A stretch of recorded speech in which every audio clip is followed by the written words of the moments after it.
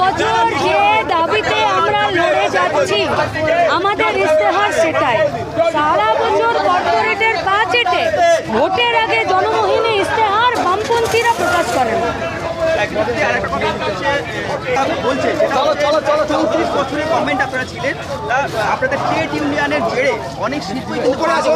যারা বলছে তারা নির্লজ্জতা চরম সীমা অতিক্রম করে গেছে। যারা বলছে আগে এই পশ্চিমবঙ্গে শিল্পের ইনভেস্টমেন্টের যা পরিকল্পনা এবং এসেছিল এবং আজকে 10টা বছরে যা ঘটেছে সেটা আপনাদেরকে তুল্যমূল্য বিচার করে তার সত্য এবং ফ্যাক্ট রাস্তায় রাখতে হবে।